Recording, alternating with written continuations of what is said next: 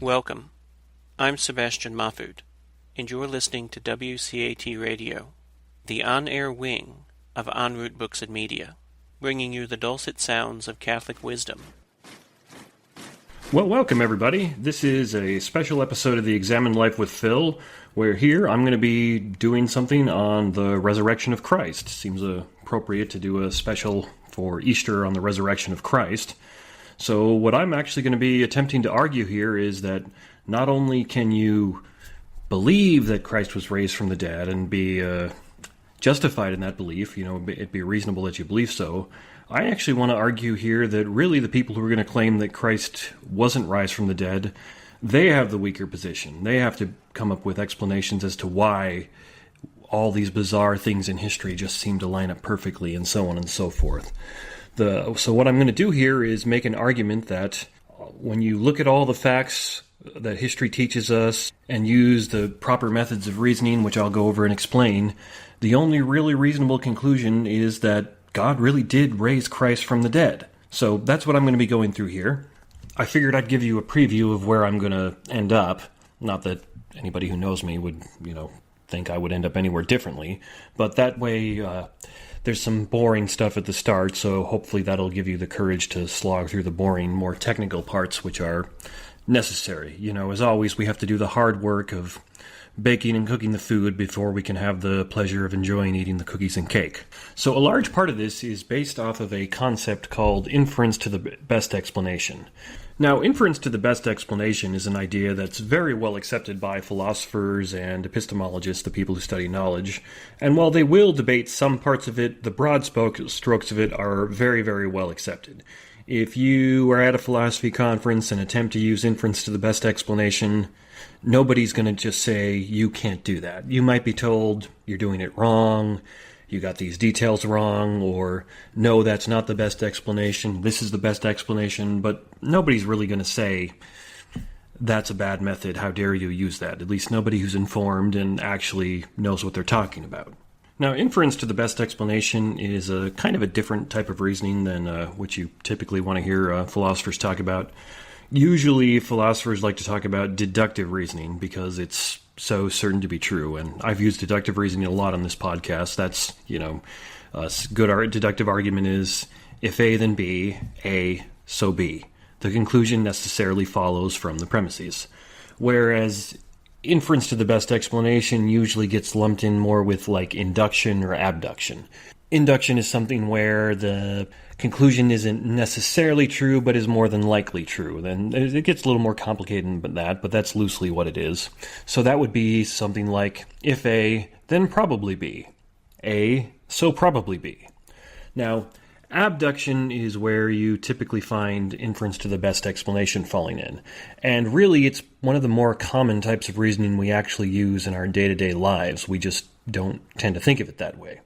So a very easy example of abduction is in a jury trial. If you have a good jury that's attempting to do its job well, they're going to attempt to determine if the prosecutor's explanation of the events that the defendant is guilty is a better explanation of the events or available evidence than the defense explanation that the defendant is innocent. Or the defense might be arguing that the prosecutor's explanation just doesn't bear the weight. It doesn't meet the standard of beyond a reasonable doubt, which is a different thing entirely.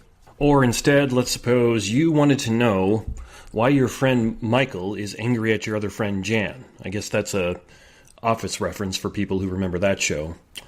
Well, in this example, let's say you heard from someone else that the two of them had a fight.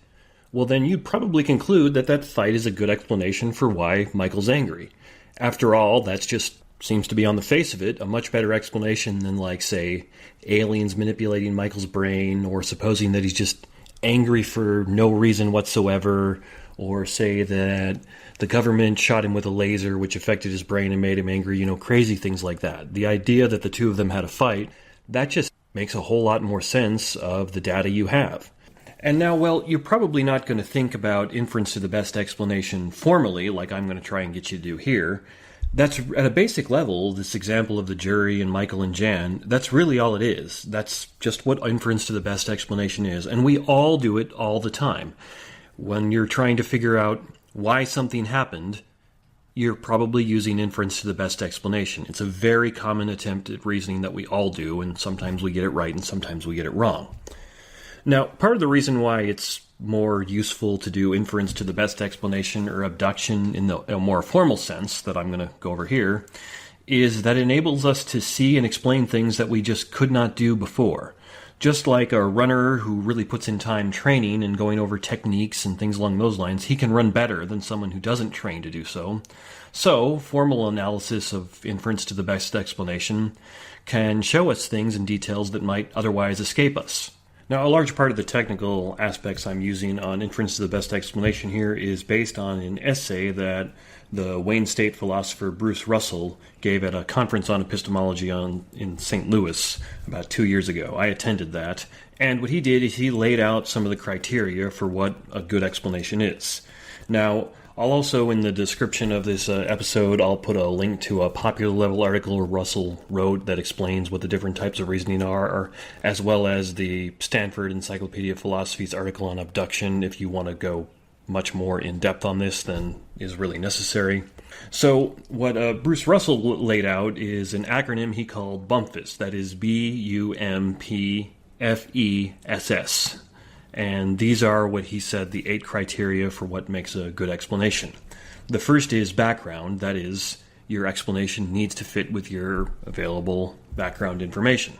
And background information is just things you know that are already pretty well established. So, for example, let's say your car stops working one day. Well, your background information on how cars work, which hopefully you've acquired just by being an adult in America, is that generally speaking, when your car stops working, well, there's probably something that went wrong with it mechanically. It probably ran out of gas, something along those lines. So that background information would tell you, well, this is what is wrong with cars 99% of the time, somewhat when they aren't working anymore. So you take it somewhere to get it looked at. You would not then turn around and assume that one of the Greek gods reached down out of the heavens and made your car stop working, that aliens were somehow involved or something along those lines, because none of those things fit with the typical background information. Number 2 of Russell's criteria here is unification. That is, there's a unity between this explanation and other explanations. You can see how that's a little similar to background information there. So, for example, you wouldn't want to say that water erosion caused this canyon, but it didn't cause this other one here that bears all the same features and similarities and things along those lines, because you want a unification. If water erosion caused this canyon, then it would cause this other one that looks more or less the same. The only exception there would be is if you had some other kind of data or reason to make a distinction there. Number 3 of his criteria is mechanism, which again, you can see how this is all tying together. Mechanism would be you'd want to employ or look to the same mechanisms that you've seen working other times beforehand. So this is one of the reasons why the rules of logic are so great, because they've always worked before, so why not use them again? And it's the same thing in scientific explanations. If this certain mechanism has worked and explained things before, why not employ it again? So easy and I hope somewhat uncontroversial example of that is the mechanism that's usually used to explain strata in rock formations is that, well, strata gets laid down over time and then the rock hardens and then it gets pushed up again later by plate tectonics. And so that's a mechanism that seems pretty well established, so you'd want to use that to explain rock strata everywhere. Number 4 of his criteria is precision. That is, you want your explanation to be precise, not too broad. There's a problem with explanations that are vague and broad in that they can pretty much explain everything. If you speak in a very vague and ambiguous way, you can't really say anything wrong, but you can't really say anything useful or interesting either. Side note, that's one of the main problems I have with Hegel and Hegelian philosophy is that it's so incredibly broad it could never be wrong, but it's not very useful either for that reason. Other philosophers don't like it when I say that, but I'll stand by that. So anyhow, precision is you want your explanation to make sense of the thing that you're talking about and not be too vague. So, for example, the cops are investigating a murder and they conclude, well, someone murdered this guy. Well, that's true, but it's an incredibly unuseful explanation. Number 5 is fruitfulness. how fruitful is your explanation? How useful is it? The example of water erosion causing a canyon is obviously very fruitful because it's going to give you the ability to say, well, every time there's water erosion in these conditions, it's going to form a canyon. It gives you some kind of predictive power. So that's a fruitful and useful explanation. And there's other easy examples of that even in everyday life. So suppose your theory is that a friend of yours doesn't like it when you curse, and that's why they got upset with you, if you're a person who curses. Well, that theory could be fruitful if you stop cursing and then your friend is no longer angry with you, doesn't get upset. Well, it's a fruitful theory because it gave you a way of testing that theory out. It's a fruitful explanation because it helps you modify your behavior to get along better in the world. Number 6 of Russell's criteria here is elegance, and this one's a little bit of a subjective one where some theories are just more elegant than others. Some theories are sloppy and don't fit together very well, and it's not entirely subjective because there's some theories that are just obviously horrifically unelegant. Look at any conspiracy theory for the most part for an example of very unelegant theories where it's all patchwork together, and some are much more elegant theories, but there's a little subjectivity to that nonetheless. The 7th one of his criteria is scope, and what he means by that is how much can your explanation actually explain. Generally speaking, what you want is an explanation that explains a lot, not a very little. If the scope of your explanation is very, very small, well, that's not very useful. So, as an example of this that might get me into trouble, I think most evolutionary theory is actually much more limited in scope than its proponents make it out to be. Evolutionary theory is usually regarded and put forth as a good explanation for why there's such a diversity of life and species here on Earth and for the origin of life itself. But I think when you look at the mechanisms involved in evolutionary theory, that is survival, mutation, and reproduction, and natural selection, so on and so forth, that's actually a very, very limited in scope theory. It can explain a few things, but I don't think it does a very good job of actually explaining all the speciation, the wide diversity of life on Earth, the origin of life itself, etc. So I would want to argue that that's a theory that's very limited in scope, and as such, it's probably not as good as an explanation as some other theory that might explain all those things. Now, I'm not putting forth one at the moment, I'm just using that as an example. And the last criteria that Russell points to is simplicity. And he doesn't mean what people typically mean by simplicity when they're talking. He means it in a philosophical sense. So you'll often hear in popular culture and movies and things, people cite Occam's razor, where they say, all things being equal, the simplest explanation is the correct one. That's not what Occam's razor is. Occam's razor says, don't multiply a causation beyond necessity. Meaning, if you can point to one cause and that explains everything, just use that one cause, don't find another one. And that's really what it means. It's not simplicity in the sense that, well, this theory has less involved, so therefore it's simple, therefore it's right. No, that's bad thinking. That's sloppy thinking. No, it's, does this theory account for everything we're looking for it to account for without having any excess? So here's an easy and probably pretty controversial example of that. After Donald Trump got elected in 2016, a lot of people were looking for explanations of this, why he got elected, because it defied what they were expecting. It defied what a lot of people were expecting. Even most of the people who voted for him, I expect, didn't think he was going to win. So naturally people were like, well, what happened? How do we explain this? And so there's a number of theories you can look to, but like a very simple one is that the Democrats didn't do a very good job campaigning. They had a candidate who wasn't very appealing, who didn't run a very good campaign. Now, that's a simple theory. There's not a lot of parts involved in it, and it seems to explain fairly well why the outcome happened. Now, you can tack on other things like, for example, the Russians meddled and helped President Trump get elected, or a lot of people are racist, or things along those lines. But see, you don't need those additional things to explain what happened. Therefore, you can probably just leave them off. Unless, of course, you've got some other evidence that indicates you need to bring them in, which I won't get into here, but I hope, because the point isn't to argue the politics of the matter. The point is to show you how this kind of thing works. Since you don't need to bring in Russian meddling in the election or large parts of America being racist to explain what happened, in the absence of a reason to bring those in, don't. That would make your theory more complicated, therefore unsimple, therefore it wouldn't be the best explanation. Now, I'm also going to be making use of two other principles that don't apply to inference as the best explanation or abduction. They're just good principles that I think we should all use in general. I try to use them as much as I can. The first here is what I'm going to call the principle of charity. As long as you don't have reasons or evidence in favor of one over the other, given the choice between a malicious or an evil explanation and a neutral or a virtuous explanation, prefer the neutral or virtuous one. As long as you don't have reason to think ill of will, as long as you don't have good reason to think that that person's trying to do you harm, don't assume that they're trying to do you harm. Assume they don't care about you or they're trying to be virtuous. I think if we all went through life operating with that principle, we'd probably all get along a lot better and have better lives.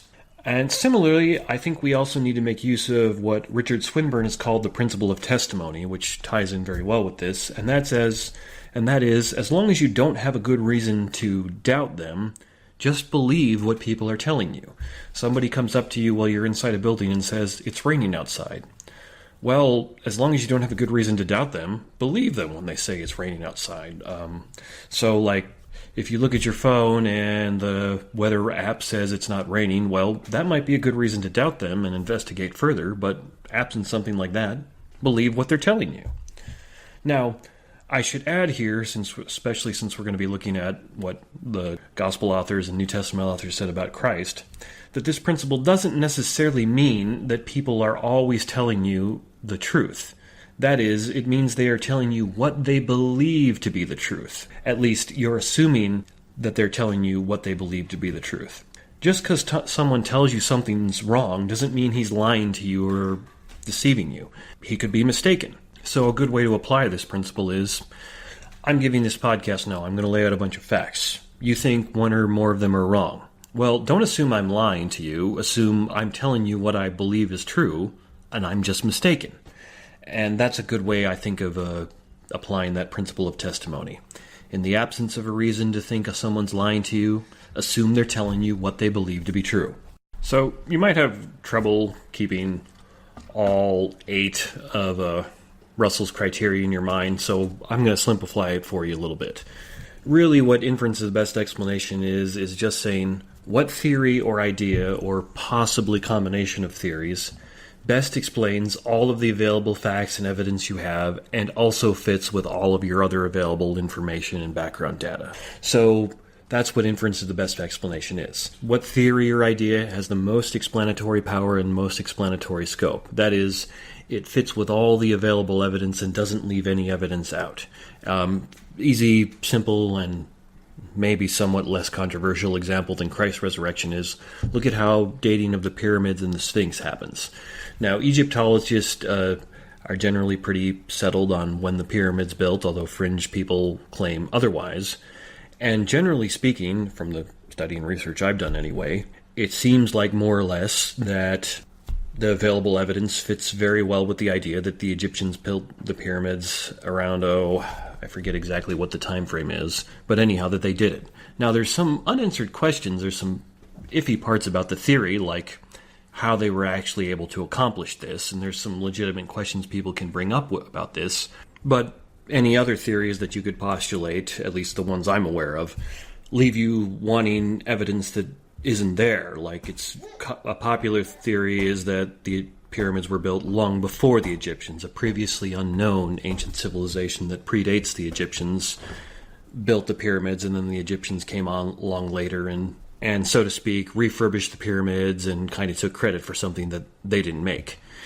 And part of that theory is reasonable in that we know Egyptians would alter historical records to suit their own purposes. It's well known that they would record their victories in battles but not their defeats, and lie in their historical records and things along those lines. But the trouble is, you would expect that a prior, more ancient civilization, there would probably be some evidence of it somewhere elsewhere that's not just the pyramids. And so that theory leaves you wanting more information. It leaves you expecting there to be evidence that there doesn't seem to be any of, which is why that's not as good of an explanation as simply saying, well, the Egyptians built the pyramids. Well, on the other hand, the example of the Sphinx, I think, is a little different, where that's generally dated to about 2500 BC by Egyptologists, and Egyptologists are certainly experts who are in the know. However, some geologists have looked at weathering on the enclosure of the Sphinx and concluded that that weathering has to be from much, much older things, possibly as old as 9,000 years ago, like around 7,000 BC. The Sphinx was actually cut from one whole big giant slab of rock. And so it's in an enclosure that's the outskirts of that piece of rock that they cut it from. And the geologists who've looked at this, and they're certainly experts too, have concluded the weathering on that enclosure, it's got way too much wear to be from about 2500 BC because it's weathering from rainwater, and they know that Egypt's been dry for about the past, I don't know, probably 4,000 or 5,000 years, if I'm remembering the details right. But if you go back much older, say around 6,000 or 7,000 BC, it was actually very wet there then, when there could have been rainfall that would have been able to produce that kind of weathering. And mainline Egyptologists reject this wholesale, whereas some of the geologists who've looked at it have said, no, it's definitely the case that there was something cut from this rock here around 6,000 or 7,000 BC, and then later on the Egyptians came in and they reworked something with around the Sphinx. Maybe it was a bigger statue of something different, and they recut it. And there's some debates about this online. You can look up some of the information. I find it somewhat compelling in that the weathering pattern seems to be like a real example of good data.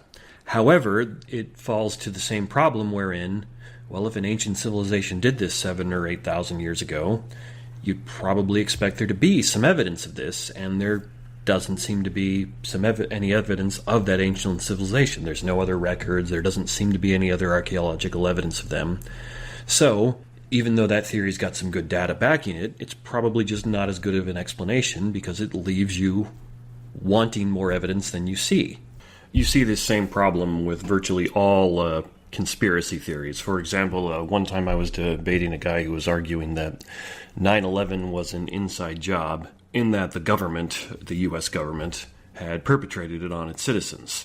And he was pointing to some inconsistencies, and I think like some of the footage from the Pentagon those days and things like that. And what I said to him is, well, look, if you're going to argue the U.S. government did this, then immediately, if you just stop and think about it, you're going to realize that hundreds, if not thousands of people would have been involved at various levels of the government and military command structure. And you're going to argue that every single one of them kept quiet about it and didn't leak? Have you read any of the news reports on our government? It leaks things all the time. Further, on the day 9/11 happened, people driving by the Pentagon on the interstate that's nearby there saw the plane fly out of the sky and hit the Pentagon. Even though the video of it isn't very good, there's eyewitnesses who claimed it happened. So you're going to have to claim that they're all lying, and so on and so forth. And the point being, you'd expect if there was some conspiracy like this that involved hundreds or thousands of people, that somebody's going to crack, because that's what happens. That's why mass conspiracies don't ever stay quiet when they happen, because as soon as you involve more than 4 or 5 people, somebody starts giving something away. And yet that didn't happen. So 9/11 conspiracies, one of the problems with them, one of the reasons why they're not a good explanation is they leave you wanting more evidence than is actually there. They leave you expecting evidence that we don't see. Another thing that makes a good explanation is that it's not ad hoc. Now, ad hoc is a Latin term that means for this, and the idea being you didn't just make up your explanation for this and this situation alone. Easy, funny example of that is, it used to be when my brothers and I were playing, one of them would, take the fake gun and pretend to shoot me, and then they'd say, I shot you, now you're dead. And I'd say, well, no, see, you did shoot me, but I happen to be wearing this bulletproof vest, which of course I made up on the spot. Now, my bulletproof vest was an ad hoc solution to the problem of getting shot in our pretend play. And you can easily see why that's problematic. So if the explanation someone is proposing is very ad hoc, well, that's probably a sign that there's something wrong with it. Now, being ad hoc is not necessarily bad. It kind of depends on what you're trying to explain. For example, if you're asking the question, well, why did the mayor of my town win the last election? And the answer is, well, because he happened to get the most votes this time. Well, that's an ad hoc answer, but it also happens to be correct. So that's more of a rule of thumb rather than a hard and fast rule. But just generally ad hoc solutions where somebody just gives an answer just for that situation, probably not a very good explanation. Also, you want your explanation to be simple in the philosophical sense of simple, which we already talked about before. Don't multiply causation beyond necessity. Keep your theory simple. Don't have a lot of moving parts in it if you can avoid that. And finally, you want your theory to be plausible. And again, this can be a little subjective. What one person finds plausible, another one might not. But the very broad strokes of it are pretty easy to understand.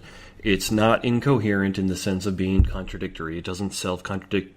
It doesn't contradict itself. And it doesn't deviate very grossly and widely from very well-established or potential possibilities. Easy example that's extreme is every sane person would agree that it's implausible to the point of being ridiculous and impossible for somebody to argue that, say, Marvel's X-Men caused 9/11. Fictional characters don't cause things. That's implausible. And a lot of what you consider plausible is going to tie to your background knowledge, what you already think. For example, if you already think that evolutionary processes produced all or most of the species on the world, well, when somebody else produces a variant of evolutionary theory or says, well, this one's got some problems, so let's slightly modify it, and instead of doing Darwinism, we'll do neo-Darwinism, which theory's actually moved on from that now, but that's a different point. But anyhow, if you already buy evolutionary theory in general, then it's going to seem pretty plausible to you that somebody else might modify it a little bit, and you're going to find that plausible. Conversely, if you're very skeptical of it, then that's not going to seem plausible to you. And that's where the background information comes in, and that's why this can be a little bit of a subjective thing, because it depends on, where you're coming from. So just one more quick, easy example of how this works. This one I hope it will be a little funny. Let's say you have an explanation or a theory or idea that says that dogs hate cats. Well, you can see if this idea lines up with reality by just simply putting some dogs and cats together and seeing what happens. And when the idea doesn't match up perfectly with reality, because some dogs hate cats and some other ones don't, you then need to see if the idea can offer any easy or adequate explanations for this mismatch. That is, does your original theory, your original explanation, leave you with some reason, some theory or explanation, some way of explaining why the data didn't work? Well, in this case, it really doesn't, because if all dogs hated cats, then they would act accordingly. And then you want to avoid an ad hoc or made-up-on-the-spot explanation that doesn't just naturally flow from the original idea or explanation. For example, if you were desperate to save your original idea, perhaps you could claim that all dogs really do hate cats. It's just that some dogs are really, really smart and are attempting to trick the cats into liking them, so then the cats will feel emotional as well as physical pain when the dogs do attack them. That is, they're going to plan on betraying the cats. Now, that's obviously an ad hoc and ridiculous explanation. It's not plausible as well as being ad hoc.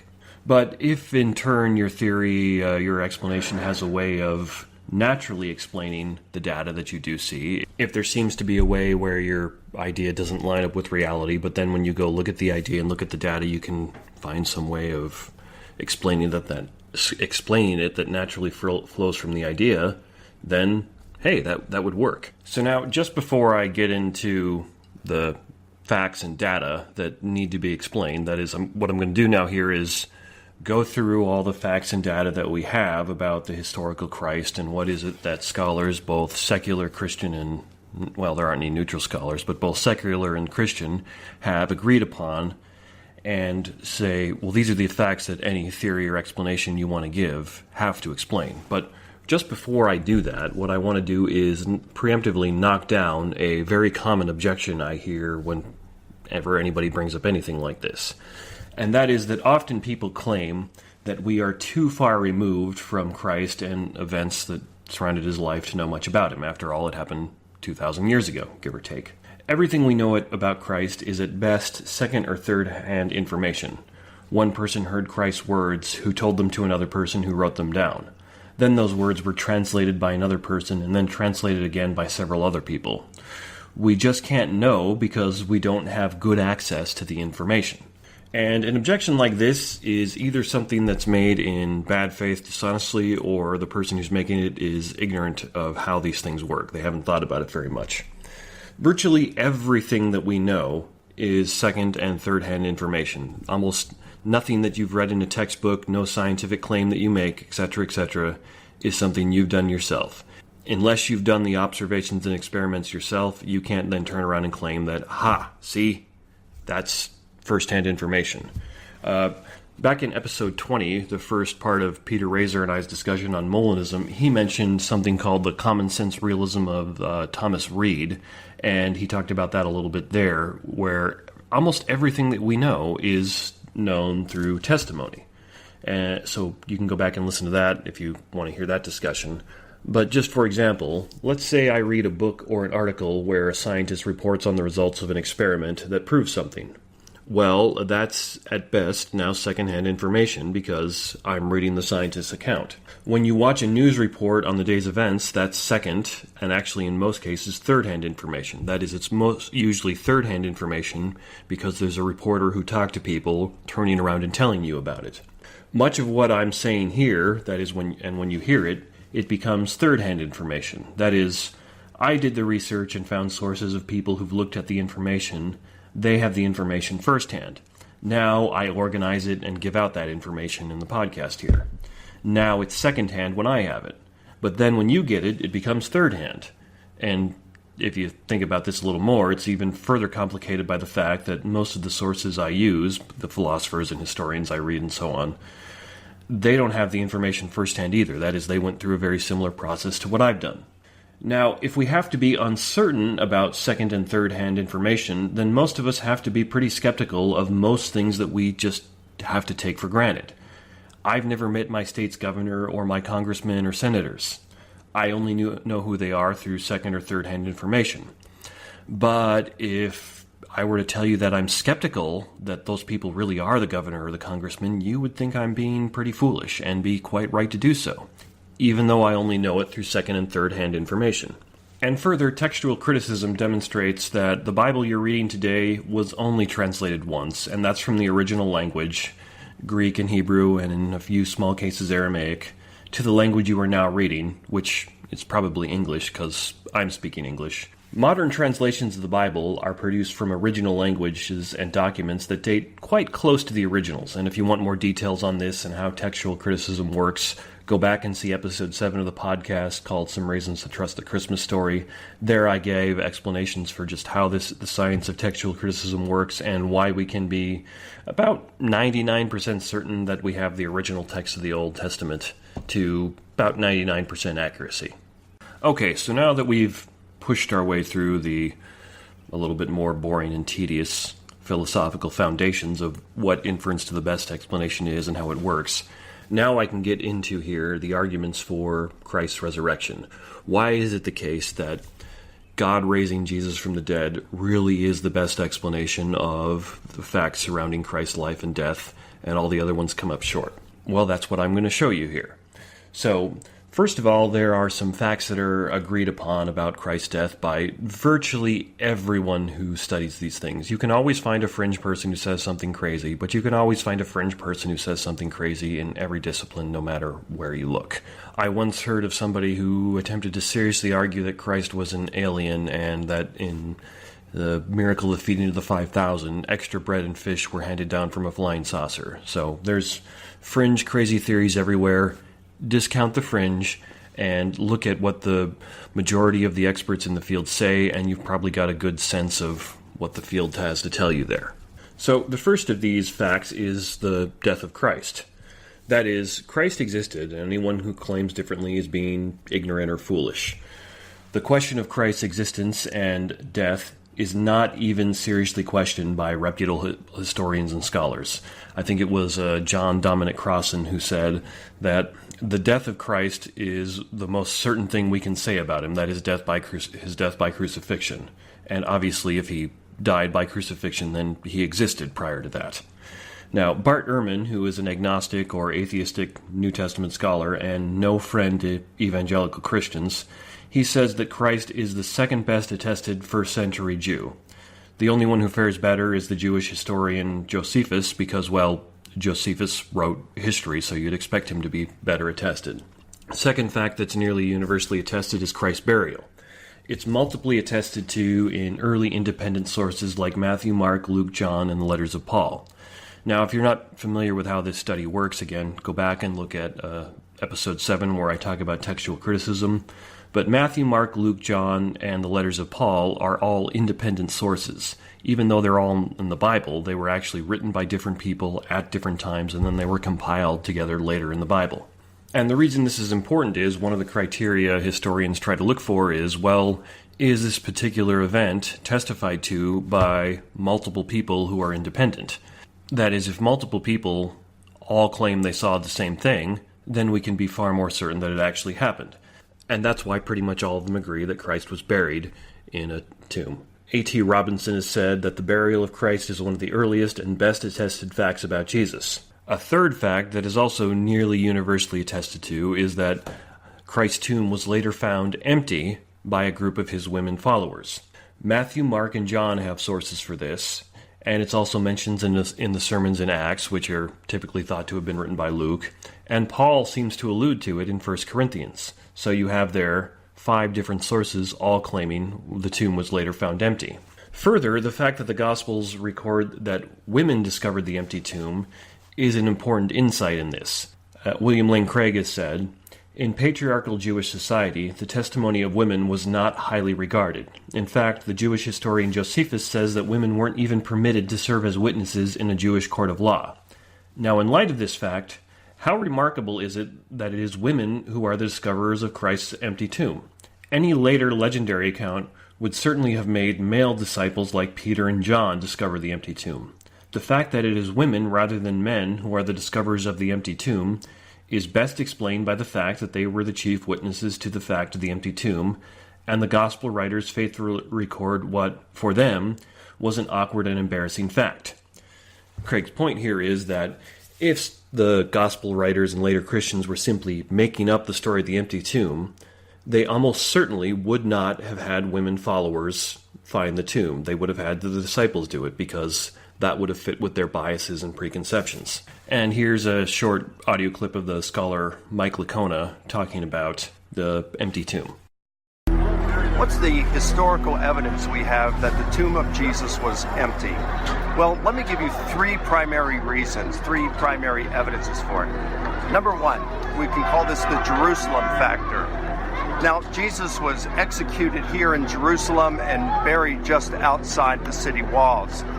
Josephus reports in his Jewish War, Book 4, Section 317, that the Romans allowed the Jews to follow their custom of removing the crucified and giving them a proper burial prior to sunset, and that this continued up until just a few years shy of the fall of Jerusalem.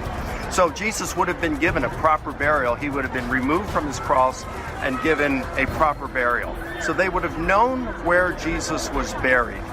So if when they were saying that Jesus was now alive, they would have known where the corpse had been, and it would have been quite easily for the Romans or anyone to be able to go and at least view and check the tomb or wherever Jesus, the grave, and see if he was still there. Nobody said the body was still in the tomb or in a grave. It was always, that leads us to the second reason, and it's enemy attested. What did the enemy say? They said, according to Matthew, he said the Jewish leadership said that the disciples had stolen the body. Justin Martyr in the middle of the 2nd century said that the Jewish leaders were still doing the same thing in his day. Tertullian, writing a few decades after that, said that some people were claiming that the gardener there by the tomb had planted some lettuce, and in order to keep people from coming and trampling under his lettuce in visiting the tomb of Jesus, he reburied the body of Jesus. And Celsus, a skeptic of the 2nd century, the middle of the 2nd century, said that Jesus faked his death and then came out of the tomb after being given some medicine and stuff and was alive again. So you notice what all of these do? They answer why the tomb was empty. They don't give us an alternate explanation. They just say why the tomb was empty. They don't ever contest that the tomb was empty. A third thing we can say is the testimony of women. Now, in the first century, the woman's testimony was almost worthless. She was rarely allowed to testify, only on special occasions. So it's very interesting to see that the Gospels report that the first witnesses for the empty tomb are women. Well, if the woman's testimony was so low in the first century, you wouldn't make up women as your primary witnesses unless it were true, because it wouldn't do anything to support the authenticity or the truth of your claim. So just those three things right now, the Jerusalem factor, it's enemy attested, and the testimony of women provide a pretty good case for the historical case for the authenticity of Jesus' empty tomb. So I know there's a lot of background noise in that clip. Apparently Lakota actually recorded it in Jerusalem near where it's thought that Christ's tomb was. But he lays out the case pretty well, so I thought it was worth hearing him there. The fourth piece of evidence that needs to be explained is the claim that people saw Christ alive. Now, there are multiple lines of evidence for this as well, and this isn't necessarily saying that people did see Christ alive. Rather, what it's saying is people claimed to see him alive. That is, the testimony that people gave was, we've seen Christ alive. Recall what I talked about in the beginning of the podcast about the principles of charity and the principles of testimony here. Now, there's multiple lines of evidence for this claim as well. Paul lists many eyewitnesses to Christ's resurrection in 1 Corinthians 15, and 1 Corinthians is dated as earlier than the Gospels by nearly everyone. It's thought to have been written in like the 40s or the 50s AD. The Gospel of Luke and Paul both agree that Christ appeared to Peter. That is, Luke says that, and so does Paul.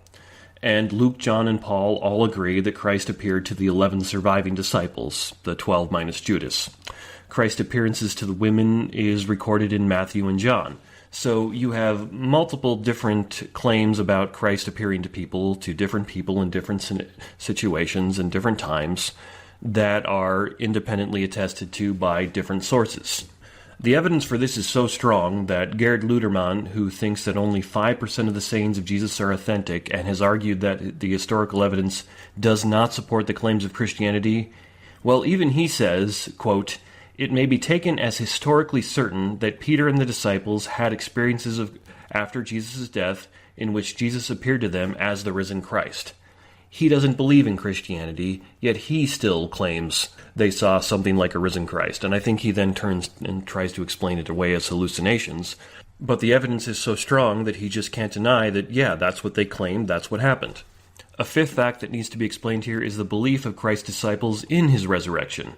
That is, Christ's disciples and early followers genuinely seem to have believed that he was raised from the dead, and it's very hard to understand how they came to believe he rose from the dead, absent an actual resurrection. If you do any research or reading in the history of ideas, what you're going to find is that, typically speaking, ideas don't just pop out of nowhere suddenly. They usually are developed over time or taken from other sources. Now, Christ's Jewish followers would have found any hint of taking any theological ideas from another culture or religion to be absolutely abhorrent.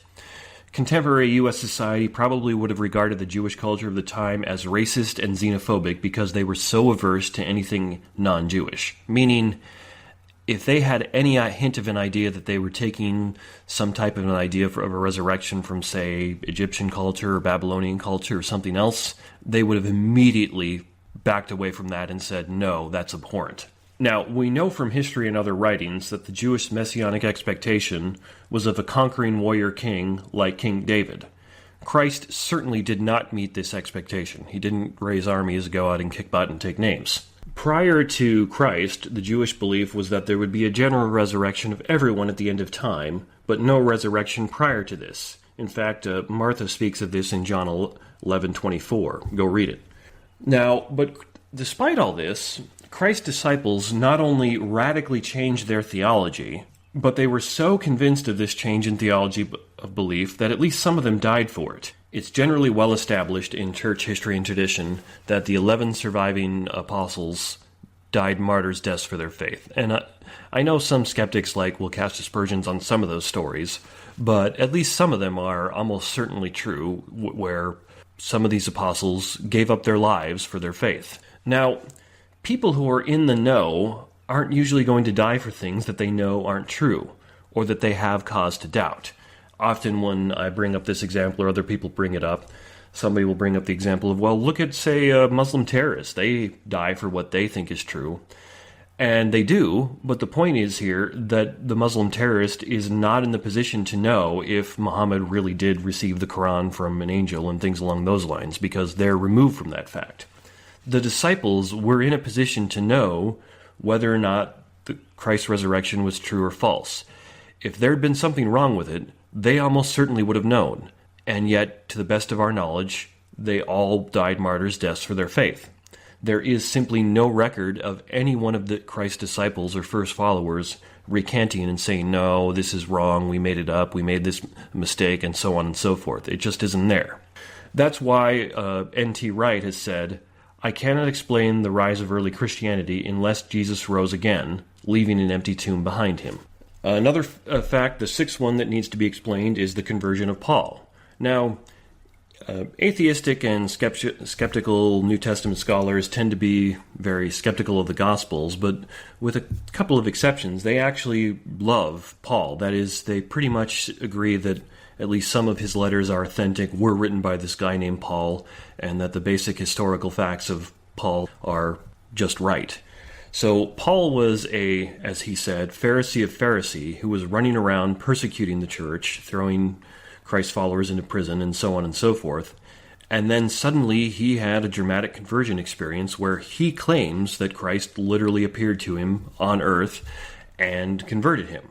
And of course he went on to write a good portion of the New Testament and be extremely influential in the early years of Christianity, and we still look to him today for a lot of our sources of theological teaching.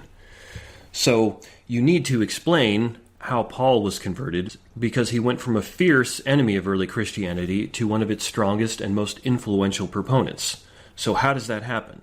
It'd be a bit like if today a Muslim terrorist who was trying to bring down the state of Israel was on his way to commit some terrorist atrocities against some Jewish people, and then claimed he had a religious experience and converted to Judaism. Well, that would cry out for explanation, because that's very bizarre. And yet, that's more or less what happened with Paul. Something made him convert from one extreme to the other. He didn't moderate and say, oh, we're going to be tolerant and just let those Christians be. No, he said, I am a Christian, it's the right way, and all of you should be Christians too. And lastly, the seventh fact I'll list here that needs to be explained is the sudden and relatively rapid rise of Christianity. That is, everyone agrees Christianity started in Jerusalem from Christ and his disciples around 30, maybe 40 AD, give or take there. The dates are a little uncertain. But within just a couple of generations, it spread everywhere. And within just about 250 to 300 years, the entire Roman Empire was primarily Christian, to the point where I believe it was Constantine actually at one point made it the state religion. Now, that's very bizarre and a very rapid rise for a religion that started from a small little peasant guy in what was considered a backwater area of the empire that nobody really cared about. How did it spread so fast and so quickly? And some historians have come up with some sociological theories about that, about how Christians loved the poor and looked after them, while the Roman Empire was pretty averse to that, and many other things along those lines. And that's all good and fine. The point here is, though, that if it is the case that, say, Christ's body was still in the tomb, or there was a conspiracy behind it, or there was something wrong with it wherein Christ didn't rise from the dead and another explanation is true, then it really would have been very, very easy for the early enemies of Christianity to just undo the whole thing. All they'd have to do is prove that the disciples made it up, prove that Christ's body was still in the tomb or had been stolen, and so on and so forth. And the early Christian church was persecuted so heavily during those first couple of decades, couple hundred years or so, that that's what the authorities almost certainly would have wanted to do, and yet nobody did that. So, to sum up again, I'll go through them again here real quick. The 7 facts that any good theory about what happened with the start of Christianity needs to explain are Christ's death, that's number 1. Number 2, his burial. Number 3, the finding of Christ's empty tomb. Number 4, the claims of people that they saw him alive after his death. Number 5, the belief of Christ's disciples and early followers in his resurrection. Number 6, the conversion of Paul. And number 7, the sudden rise of Christianity. Now, unsurprisingly, there are other proposed theories to explain these facts. One of the most popular ones on the internet is to claim, well, it's almost all a myth or a legend. Now, the problem here is that this doesn't really explain anything, and it's universally rejected by credible scholars of New Testament studies and history, both atheistic, agnostic, and Christian. No one who's actually an expert on these things and is in the know turns around and says, yeah, Christianity didn't actually happen, somebody later made it up. It's a myth or a legend like Thor or Zeus or something like that. Now, some people will then turn around and make a weaker claim, and they'll say, well, some of it's a myth or a legend. You know, there was this guy named Christ, he probably did some of these things, but some of the stuff that's got attached to it is a myth or a legend. And here I've got another audio clip of the scholar Mike Licona talking about a very, very similar point that connects to what I'm trying to get at here. I'm in the Church of the Holy Sepulchre in Old City, Jerusalem right now. And there would be some scholars who would say that when the earliest Christians said that Jesus rose from the dead, they never intended for people to believe that it was a bodily event that would leave behind an empty tomb. Rather, they suggest that resurrection was simply a metaphor used to suggest that the person was now vindicated by God, especially when referring to a Jewish martyr. In that case, Jesus would have been just the most recent to step in a long line of Jewish martyrs, and that God had vindicated them, and that's what is meant by the term resurrection. Surprisingly, this is perhaps the most easily refuted objection to the resurrection that there is. Paul is perhaps the earliest Christian author of the New Testament literature.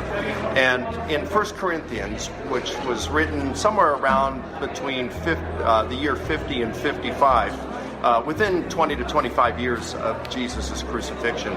In 1 Corinthians chapter 15, verse 20, Paul says, Christ is the first fruits of those who sleep, meaning that Christ is the first to be raised from the dead with a resurrection body. And at the general resurrection, which began with Jesus. And in verse 23, he answers the question of when believers will be raised, and he says, each in his own order. Christ the first fruits, after that, those who belong to Christ at his coming. So Jesus is the first to be raised in the resurrection, and then believers, those who follow him, will be raised when Jesus returns. So contrary to what some scholars would say, that Jesus was just the last person of most recent to step in a long line of Jewish martyrs to be vindicated by God, the earliest Christians were proclaiming that Jesus was the first fruits. By his resurrection, he was the first to be raised in a resurrection body, and that those who follow him will be raised when Jesus returns.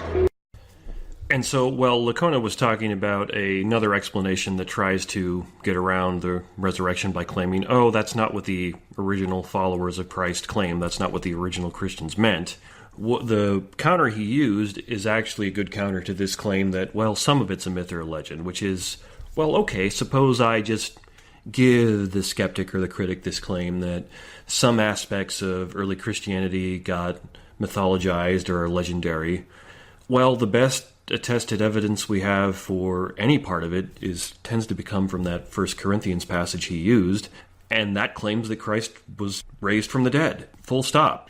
So if you're going to be skeptical of any part of Christianity, you are pretty much stuck, because the best attested parts of Christianity, from textual criticism and so on, are all the most fundamental doctrines of Christianity. That is, things like Christ raising from the dead. And, dig into textual criticism and you'll find that there are a few areas where there's some issues and problems. But none of those are things like, well, did Christ raise from the dead or not? Or did he claim to be God or not? Rather, those key fundamental doctrines are the most well-attested and well-established parts of the New Testament. They are the things that are the best evidenced. And so I would say to that explanation, well, okay, I'm going to give you that just for the sake of argument, although I trust the Scripture in the Bible. But say I give you the idea that some of this early Christianity later got mythologized and is legendary, we know with almost dead certainty that the resurrection of Christ was not one of those things because it's so well attested. Another explanation that people offer is that, say, Christ's body was stolen. In fact, that's what the Pharisees claimed originally. Well, this doesn't explain facts numbers 4 through 7. That is, it doesn't explain why some people saw him alive. It doesn't explain the belief Christ's disciples had in his resurrection. It doesn't explain the conversion of Paul, and it doesn't explain the sudden rise of Christianity. If all that happened is some small local religious leader who people really liked got killed, and then later his body was stolen, all those other facts don't seem to follow. Now, further explanation people will offer, which is very similar to some other things I've talked about here, is that all of this was a later embellishment. That is, say, 120 or 150 AD, some people heard about Christ and they wrote this down. And this theory takes various forms, like some people have claimed that the Roman Empire invented Christianity as a means to control people. Others claim it was a means of some people to gain wealth and power, and so on and so forth. But the idea being, it's a later embellishment. And this theory takes several flavors, but you can boil all these down to it was an embellishment that somebody made later around 100, 150, 200 AD, or some other date. The idea behind this is that there really was a real Jesus, there really was a real Christ, but he just didn't do most of the things the later Gospels record him, and the later New Testament authors record him as doing. His followers embellish stories, and then later other people further embellish them. Well, the problem here with this theory is that textual criticism simply shows us that this is not true. As I just said before, the key points of Christianity are the best attested and best evidenced parts of the New Testament. And again, if you want to know more about this, go back and listen to Podcast 7 where I talked about this in detail. Another explanation that's been put forward is that some people claim that Christ had a twin brother. That is, Christ really was crucified, but he had a twin who looked exactly like him, and so later when his twin was seen walking around, people would naturally go, oh, well, there's Christ. He's still alive, even though Christ was crucified. Now, the major obvious problem that you should see with this, if you actually were paying attention when I went through my talk about what inference to the best explanation is this is an extremely ad hoc theory, as there is no reason to make this claim other than to explain away the resurrection. There's no recorded historical evidence that says that Christ had a twin, and it's kind of odd to claim that he had a twin when there is no such evidence, and you would expect there to be some, because it's not like the people who he grew up with. I mean, the Gospels mention his family many times. It's not like they wouldn't know that he had a twin, because that kind of thing is well known. And further, it's just bizarre that his followers and close friends wouldn't be able to distinguish between Christ and his twin. You know, I've known some twins in my life, and yeah, they look very much alike, so when you don't know them very well, it's easy to confuse them. But hang out with some of them, get to be good friends, and eventually you're going to be able to just tell, well, that's so-and-so and that's so-and-so, just by their personalities and their mannerisms and so on and so forth. So this doesn't explain facts 4 and 5 very well. That is the fact that people claim to see Christ alive after his crucifixion, and the fact that his disciples and followers believed he'd rose from the dead, because they just almost certainly would have been able to tell the difference. And it's just such an obvious ad hoc explanation to avoid believing in the resurrection. And a further problem of this is, well, what happened to this twin after Christ's post-resurrection appearances? You know, what happened to this twin after what we see recorded at the end of the Gospels and the beginning of Acts? Where did he go? Did he just fade off into obscurity? Did he suddenly cause the founding of this religion and then decide, well, I'm not going to give them any more teaching. I'm not going to use this for my advantage. I'm just going to go hide somewhere. Did somebody kill him, or did he just suddenly die and there's no record or evidence of that? So this theory just has a lot of problems. It leaves us expecting evidence that we don't see, and it's so obviously ad hoc, so it doesn't work. A further claim that people sometimes make is that Paul only converted because he had repressed guilt and or other psychological issues that came from persecuting the Christians.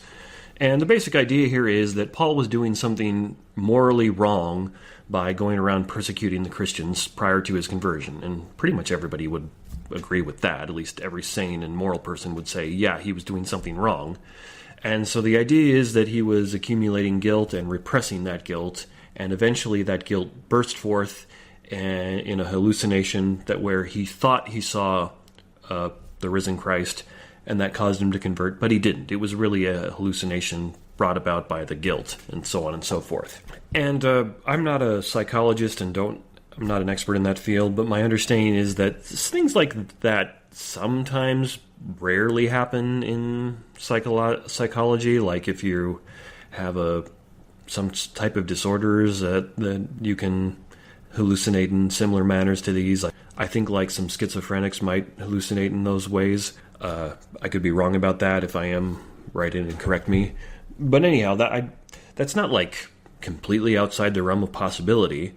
But the obvious problem is that you just simply cannot do good and valid psychological analysis of people who are long dead in the past. That's not how it works. I do know enough to know that if you're going to do good psychological analysis, the psychiatrist or the psychologist has to actually sit with the person, interview them, talk to them, deal with them in a personal level. You can't just do that from the writings and historical records of somebody who's been dead for almost 2,000 years. It doesn't work like that. So this is a pretty dubious claim because you could never really prove or disprove it. You could never prove that Paul had psychological issues, and you could never disprove that Paul had psychological issues because he's been dead for almost 2,000 years. But further, this doesn't explain facts number 1 through 5. That is, let's just say, give this idea to the critic that Paul suffered grief hallucinations of some kind. That doesn't explain Christ's death. It doesn't explain Christ's burial. It doesn't explain the fact that the tomb was found empty. It doesn't explain the claims of people who saw him alive. And it also doesn't explain the belief of Christ's early disciples and followers in his resurrection. That is, suppose I just give the skeptic or the critic this claim that Paul did suffer from grief hallucinations. Well, then it still seems very, very likely that Christ was raised from the dead, because those 5 facts are not in any way explained away by this. Now, a subset of this is a little bit similar, is that Christ's followers and disciples experienced grief hallucinations of Christ and then mistook those hallucinations for the actual resurrection. So it's not exactly the same thing as Paul's one, because Paul would have had repressed guilt, and these Christ's disciples and followers would have been very, very distraught by having their leader, who they thought they were going to go change the world with, suddenly wind up dead, and they were trying to make sense of that. They were grief-stricken, and so then they started having hallucinations where they saw him and things like that. Now, grief hallucinations they do actually happen. They're, from my understanding, a fairly well-documented occurrence where a loved one dies, and then later on, people hallucinate seeing them in certain scenarios and things along those lines. But the problem is that doesn't explain facts number 3 through 6. That is, it doesn't explain the finding of his empty tomb. Sure, maybe these people hallucinated, but the tomb was found empty. It doesn't explain their sudden belief in Christ raising from the dead, and it doesn't explain the fact that they claimed to see him alive, or the conversion of Paul. Now, the conversion of Paul, it obviously doesn't explain that, because where's the connection? How did that happen? And how is it that the disciples experiencing grief hallucinations would lead to Paul's conversion? And the reason it doesn't explain their sudden belief in a resurrection or the fact that they claim to see him alive is, well, almost all the time when people are hallucinating, we know it. The reason why grief hallucinations are a well-documented occurrence is because the people realize, I'm hallucinating, that person is dead, I'm not seeing him. Or you blink your eyes and look back and suddenly that person isn't there, your mind was playing tricks on you, things along those lines. It's not as though hallucinations are like what happens in the Gospels, where Thomas says, unless I put my hand in his side, I'm not going to believe, and then he does it. That's not how hallucinations work. Talk to anybody who's had a hallucination, and they'll say, well, yeah, my mind played tricks on me, but then I double-checked, and it was gone. And it's not as though people 2,000 years ago weren't able to distinguish that and realize, oh, well, that was a hallucination. My mind was playing tricks on me. Further, hallucinations are private and personal. Multiple people do not experience the same hallucination at the same time. It's not as though if my mind starts playing tricks on me and I see, say, like a bear out of the corner of my eyes, turn around and realize, oh, that's not a bear, it was just a big cow moving through the woods over there, that my wife had the same hallucination. No, she was probably staying at a different point and realized it was a cow where I might have saw a bear and things along those lines. And once again, I've got a short audio clip of the scholar Mike Licona talking about this. Right behind me is the Church of the Holy Sepulchre. This is what most scholars believe is the actual burial tomb of Jesus. They prefer this over the garden tomb for a number of reasons. I don't want to talk about those, though. What I want to talk about is why we should believe Jesus rose from the dead rather than hallucinations. Now, the hallucination hypothesis was most popular maybe 100 years ago, but then it was soundly refuted. Interestingly, it is the most common objection that is offered by skeptical scholars today. But it is a horrible explanation, historically speaking, for a number of reasons. Number one, when we understand hallucinations, there are various modes, like you can hear something that isn't really there, see something that isn't really there, feel something that isn't really there. There are like 6 or 7 different modes in which someone can experience a hallucination. Studies done over the past century, multiple studies on hallucinations, reveal that on average about 50% of senior adults bereaving the loss of a loved one experience a hallucination of some sort. Only 7% experience a visual hallucination, and senior adults bereaving the loss of a loved one appear to be the category of people that are most likely to experience a hallucination. So even at that 7%, only 7% experience a visual hallucination of their loved one. Now, you think about the disciples, all the reports we have say that all of them experienced an appearance of Jesus. So an appearance meaning a visual experience. So that's 100%. It's an unthinkable 100% rather than the mere 7%. So that's one problem with the hallucination hypothesis. The percentage of recipients is way too high. Second, in the earliest Christian accounts, for example, 1 Corinthians chapter 15, verses 3 through 8, we have 3 individual appearances of Jesus, or appearances of Jesus to individuals, and 3 to groups, to the 12, to more than 500, to all the apostles. And we have group appearances within the Gospels as well. But what we understand about hallucinations is they are private occurrences in the mind of an individual. They have no external reference. So if someone is hallucinating, let's say, they're like dreams. I couldn't wake up my wife in the middle of the night and say, honey, I'm having this dream, I'm in Hawaii. Go back to sleep, join me in my dream, and let's have a free vacation. You can't do that. And it's the same thing with a hallucination. You cannot have someone join in your hallucination because there's nothing externally going on. It's only in the brain of an individual. And yet we have no less than 3 group appearances mentioned in the earliest Christian reports. And thirdly, hallucinations don't account for the appearance to Paul. Paul wasn't grieving over Jesus' death. He was glad that Jesus had been executed, and Jesus would have been the last person in the world that Paul would have expected or wanted to see.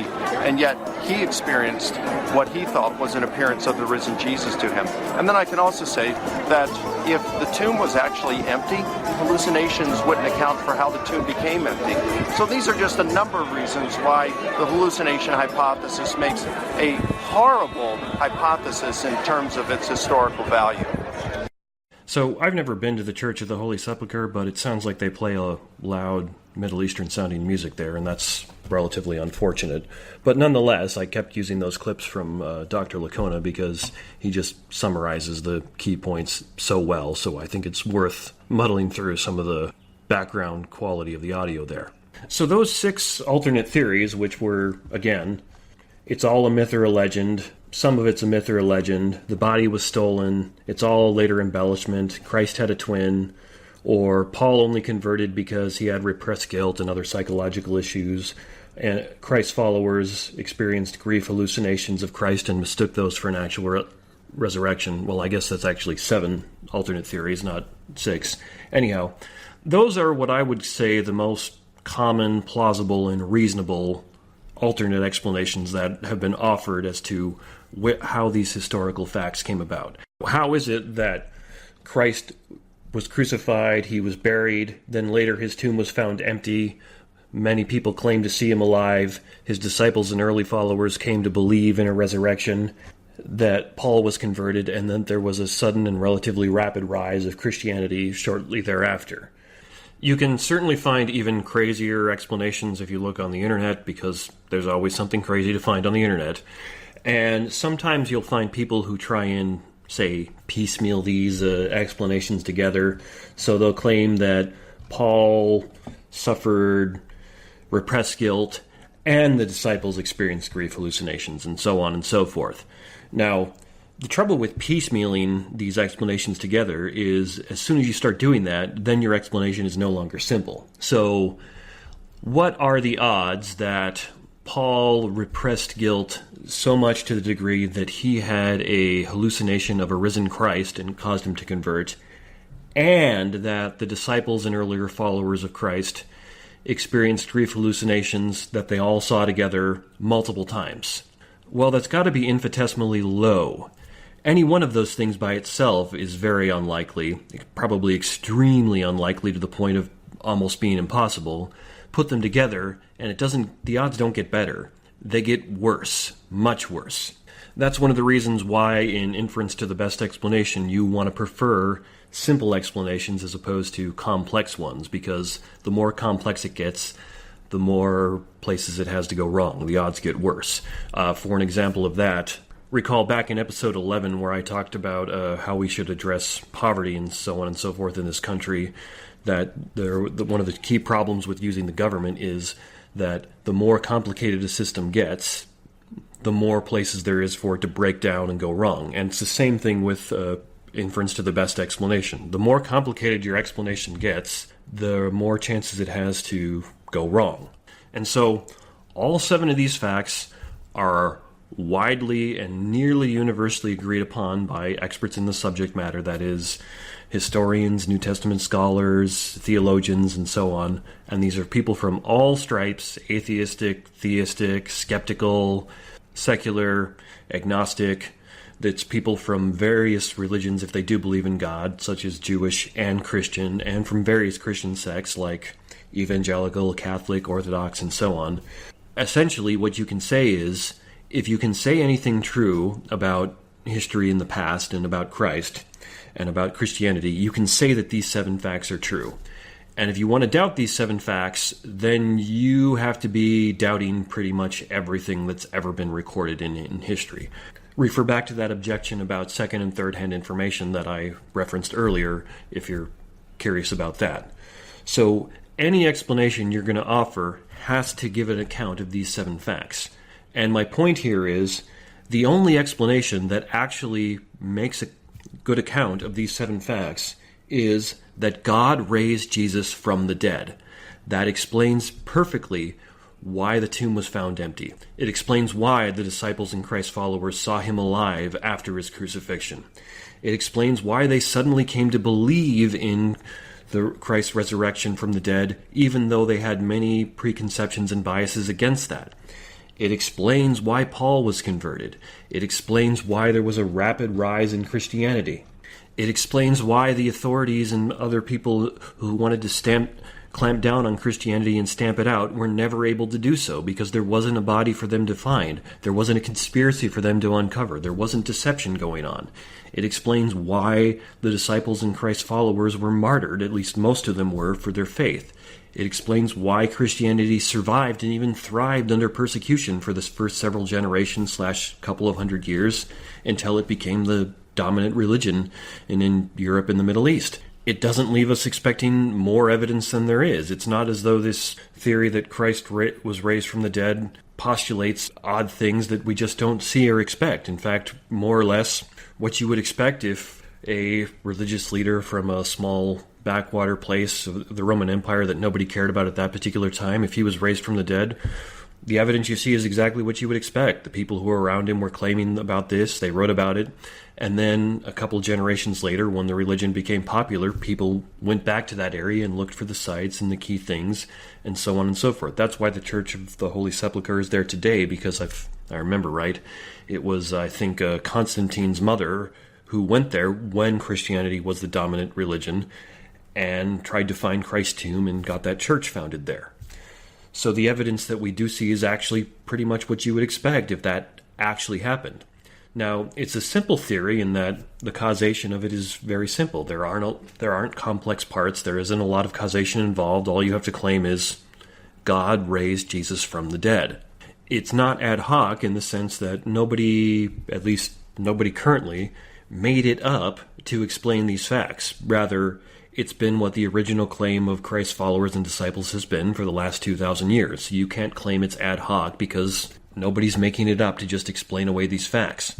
So, the conclusion is, the best explanation of all these historical facts is that God really did raise Christ from the dead. And so what I want to claim from this is that if Christ is indeed risen, then all the other doubts, problems, and issues that we might have with Christianity are really just issues that need to be worked out and sorted through. A risen Christ means that Christianity is true. Full stop. And that's the message I wanted to put out on this Easter special podcast, because I'm quite convinced by this line of argument that you can be pretty well persuaded and be rational in claiming that God raised Jesus from the dead. It's the best explanation of all the evidence that there is. And I think this explanation is so good that if somebody wants to claim that that didn't happen, the burden is on them to give you a better explanation. If somebody wants to come along and claim that Christ wasn't raised from the dead, or we need to be skeptical of some of these historical facts that I laid out, the 7 of them, the burden is on them to show you why it's okay to be skeptical of this fact or that one, and why their explanation is better. Because I've looked at it a bit, I've studied this, I like doing these kind of things, and obviously it matters a great deal, and I have never found another explanation that's better than simply saying God raised Jesus from the dead. So that's my message to you this Easter. It's not only reasonable to claim that God rose Jesus from the dead due to the historical evidence, but I want to make the even stronger claim that people who want to claim otherwise, the burden is on them to show otherwise, because that's how strong the evidence is, that's how good an explanation of the evidence, the explanation that God raised Jesus from the dead is. And if you don't believe me or you're curious about this, I encourage you to do some research on it yourself. Part of this is an approach that a guy named Gary Habermas developed called the minimal facts argument for the resurrection. Now, I went a little bit beyond his minimal facts because he only works with 3, and so you could look that up. You could look up the work that Mike Licona has done on similar subjects to this, and just run through it yourself. And by all means, if you feel like it, look at what some of the alternative explanations that have been offered by, say, people like Gerd Ludermann. See how that his explanation or other proposed explanations stack up. Look into it yourself, and I'm supremely confident you'll come to the same conclusion if you keep looking into it, that really you have to conclude one of 2 things. God raised Jesus from the dead, or the events surrounding Christ's death and resurrection are the most coincidental and improbable set of things that have ever happened in the history of mankind, to the point where a rational person should say, it's impossible that there's this many coincidences, and therefore I have to conclude that God raised Jesus from the dead. Now, some people still do attempt to conclude that God didn't raise Jesus from the dead, but I strongly suspect they have other motives for doing that. Because if you do conclude that God raised Jesus from the dead, that has some profound implications on how you should be living your life and what you should be doing. And I think the main reason why many scholars who are good experts and in the know don't come to that conclusion is they don't want to go there. They don't want to commit their lives to Christ, so they have to look for any other explanation, no matter how bad it is, like the grief hallucinations from the disciples, like Paul experiencing guilt hallucinations, and so on and so forth. So anyhow, I hope you enjoyed that, learned some good things about inference to the best explanation, and how it's a very useful tool that we all use, and it can show us a lot of good.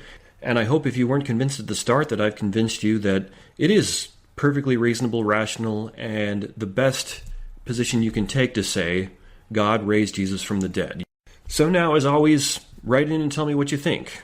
Do you think I presented inference to the best explanation and abduction reasonably? Had you heard of this before? What are examples of how you use it in your day-to-day life?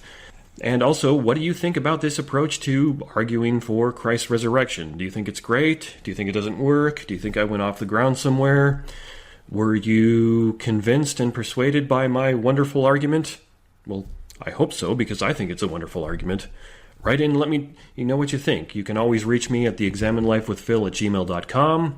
And I've started a Facebook group called The Examined Life with Phil, and you'll feel free to leave a comment there. And as always, if you like what I'm doing here on the podcast, like it and share it with people on your social media. It's up on iTunes now, so give it a review, and I guess that helps get it out to more people or something like that. So thanks again for listening, and of course, as always, I'll talk to you again next week. We hope you enjoyed the program and will join us back for another show on WCAT Radio. This is Sebastian Mahfood. Good day.